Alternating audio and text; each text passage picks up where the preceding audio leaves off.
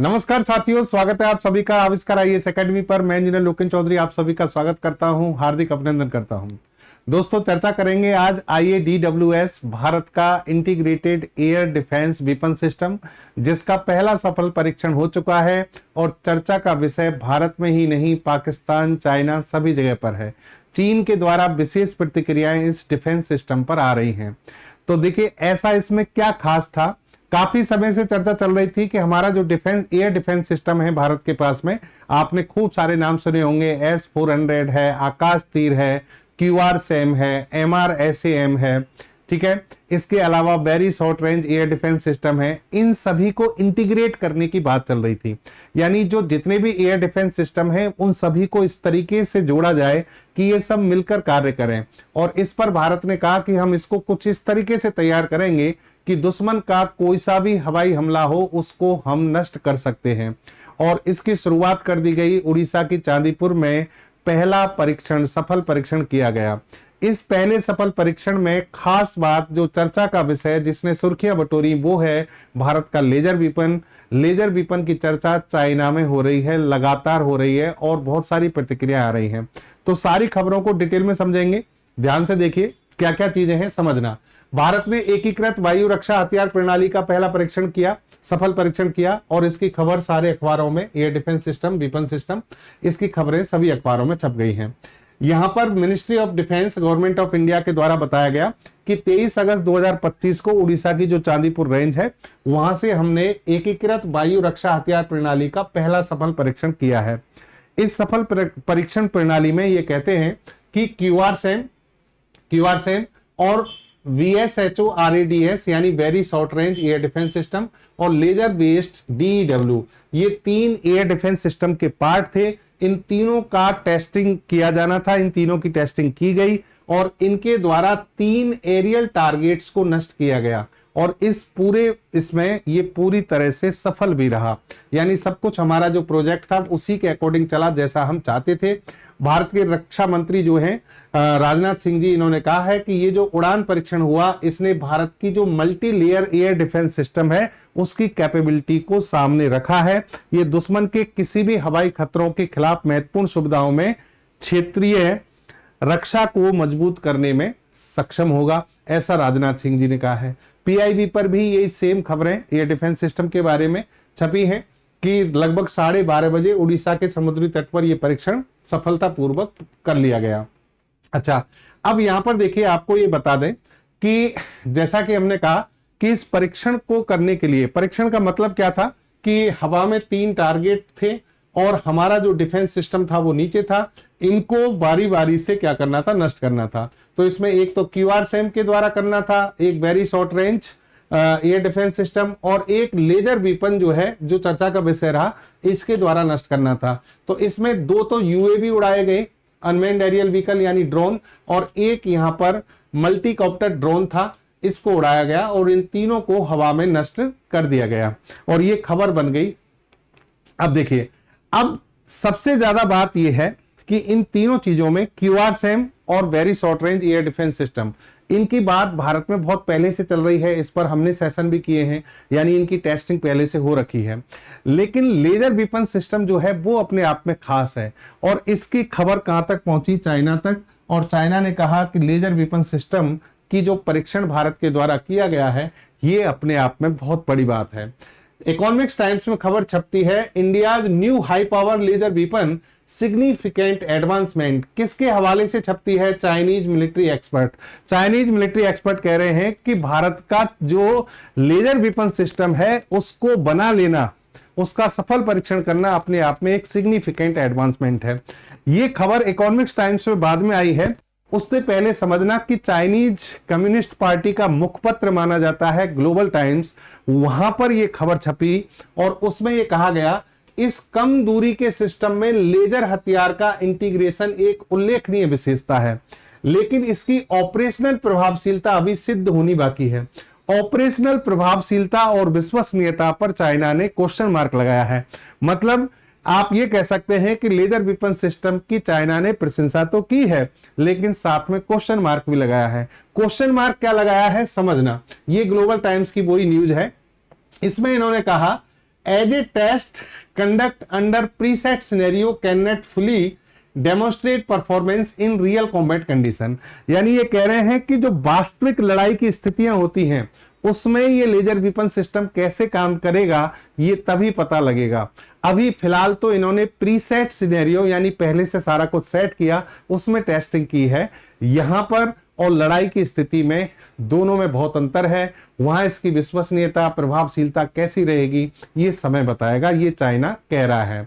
तो देखिए ये आप समझ सकते हैं कि हम अगर इस बात को हमारे हवाले से कहें तो भाई आप चाइना को ये जवाब दे सकते हैं कि जब देखिए जमीन में एक बीज डाला जाता है तो पौधा बनता है, तो बेटा हमने बीज डाल दिया है, पौधा बन जाएगा, समय आने पर हम आपको विश्वसनीयता भी उसकी बता देंगे। समझ रहे हैं? तो कहने का मतलब भारत इस ओर आगे बढ़ चुका है। चाइना के जो मिलिट्री जो एक्सपर्ट्स हैं उनके द्वारा कई जगह ये खबरें छपी हैं। अब इसमें समझना कि जो लेजर गाइडेड अटैक सिस्टम है इन सभी पर भी हम बात करेंगे। पहले अब इसको पूरे को आप समझिए कि वास्तव में खबर क्या है, यानी integrated air defence weapon system का मतलब क्या है।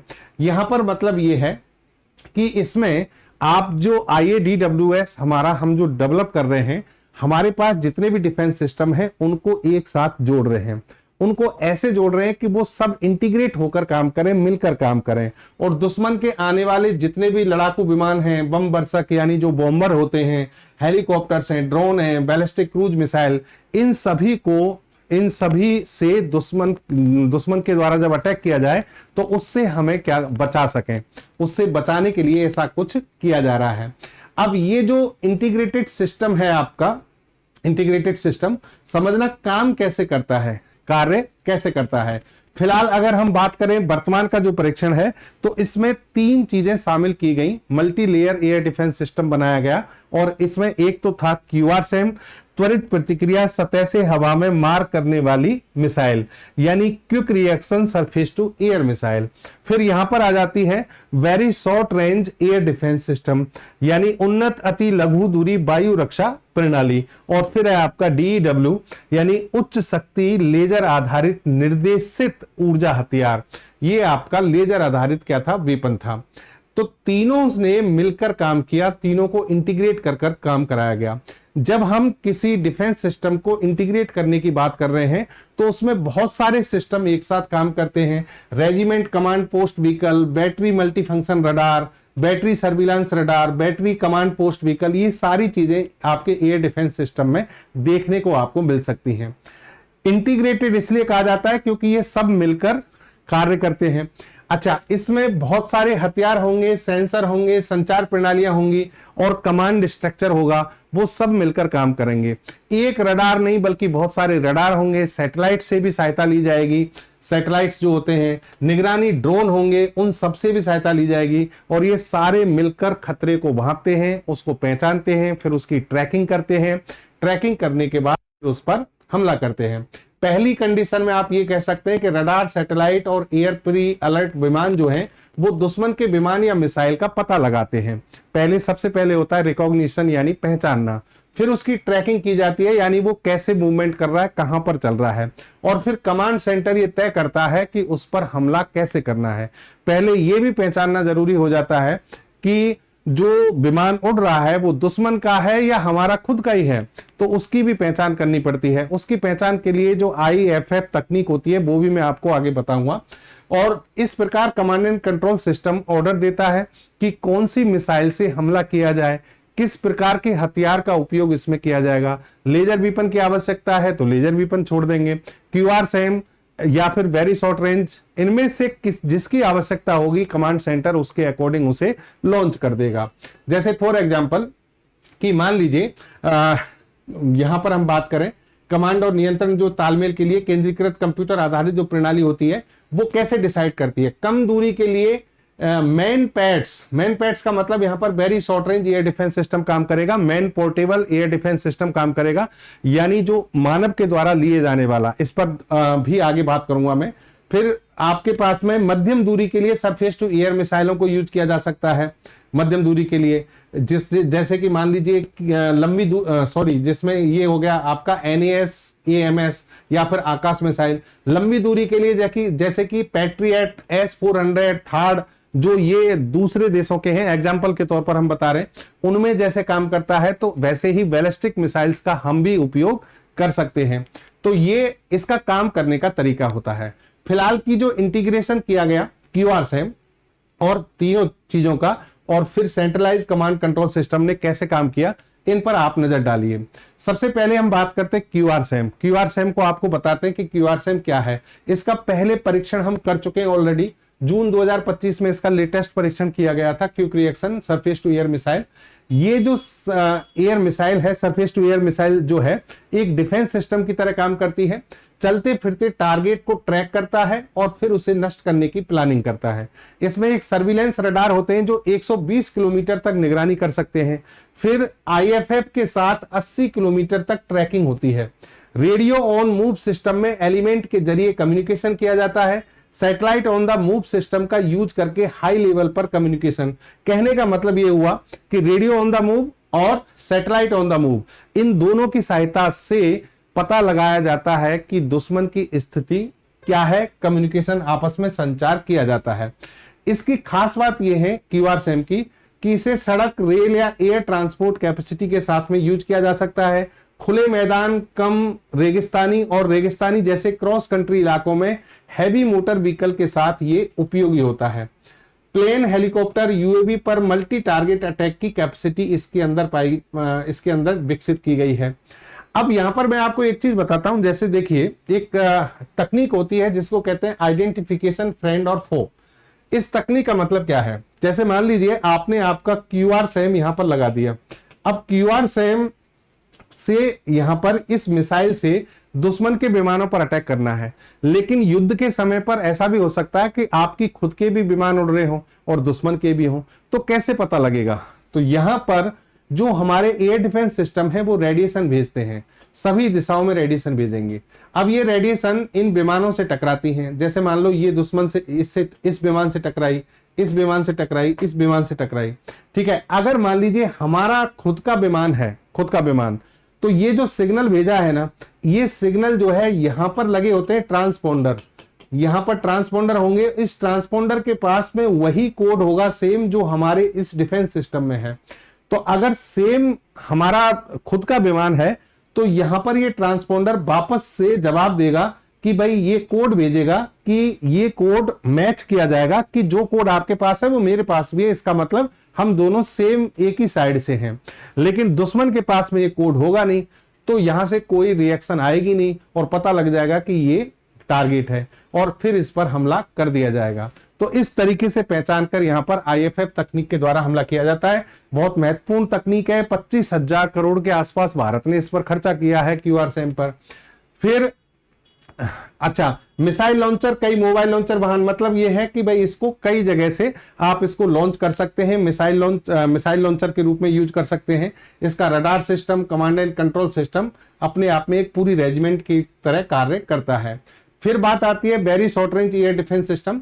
ये जो है भारत का एक ऐसा डिफेंस सिस्टम है जिसकी 2022 में हमने इसका परीक्षण किया था। कम रेंज के लिए काम में लिया जाता है। कम रेंज का मतलब हो गया लगभग 6 किलोमीटर की दूरी तक अगर दुश्मन पर अटैक करना है तो इसका उपयोग किया जाएगा।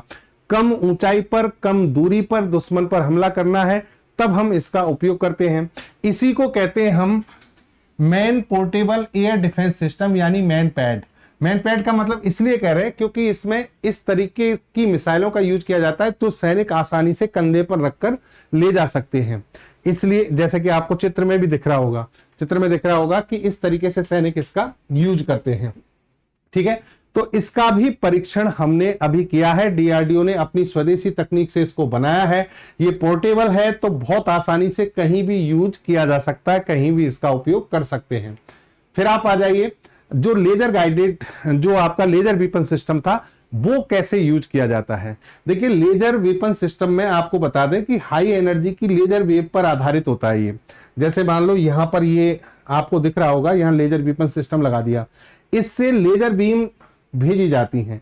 लेजर बीम आपको बता दें कि प्रकाश तरंगों से बनती हैं, लाइट वेव, और लाइट वेव की स्पीड आपको पता है बहुत ज्यादा होती है।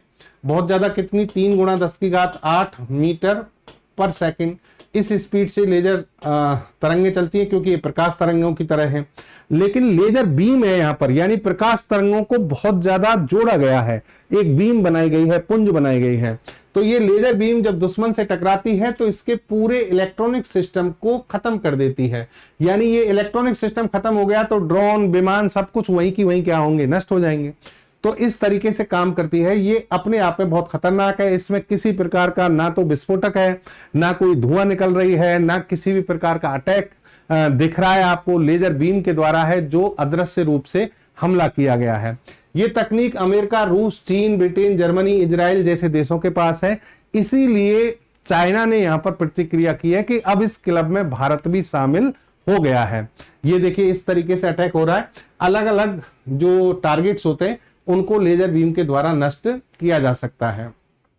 फिलहाल किन देशों के पास एडवांस IADWS सिस्टम है, मतलब जो हमने यहां पर इसका परीक्षण किया है इंटीग्रेट एयर डिफेंस सिस्टम का, कितने देश हैं जिनके पास में ऐसे सिस्टम हैं? अमेरिका के पास में कई सारे हैं, जैसे कि पैट्रियट है, थार्ड है, एजिस है। लेकिन वो ही बात, सबसे बड़ी बात है इफेक्टिवनेस। ऑपरेशन सिंदूर के द्वारा भारत के एयर डिफेंस सिस्टम की जो इफेक्टिवनेस है वो बहुत अच्छी सामने निकल कर आई है। अब इसको इंटीग्रेट फॉर्म में जब यूज करेंगे और डेवलप करेंगे तो आने वाले समय में दुनिया देखेगी कि भारत की तकनीक क्या है।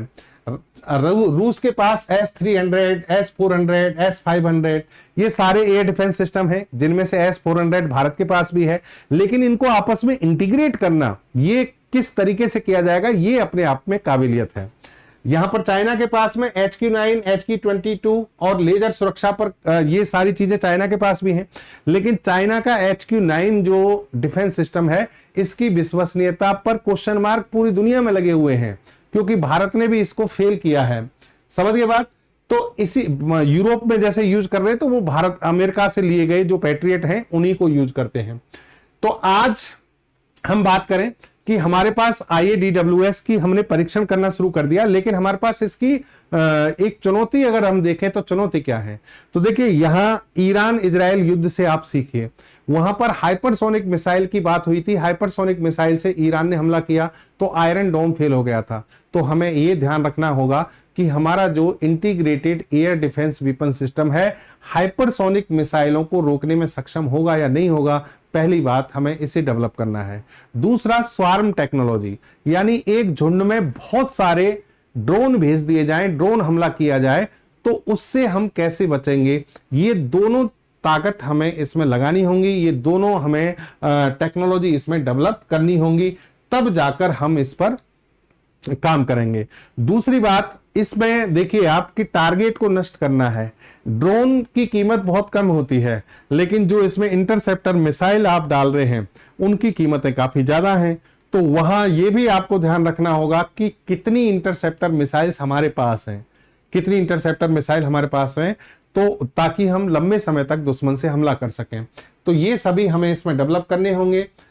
इसमें इतना भारी निवेश क्यों कर रहे हैं, इसका कारण तो आप समझ रहे हैं। वर्तमान का जो सिनेरियो है उसमें देखिए जो थल सेना है और जल सेना है, उन सबसे ज्यादा वायु सेना या फिर मैं कहूं वायु खतरे सबसे ज्यादा इंपॉर्टेंट हैं, उनको रोकना जरूरी है। इसलिए इस पर आपको खर्चा करना पड़ेगा, बजट इसके लिए लगाना पड़ेगा। और इन सभी की सफलता, पहली सफलता के लिए सभी को बधाई दी गई है। बहुत बहुत धन्यवाद आप सभी को भी। मिलते हैं एक नई खबर के साथ, अच्छी खबर के साथ अगले सेशन में। आज के लिए इतना ही। जय हिंद, जय भारत।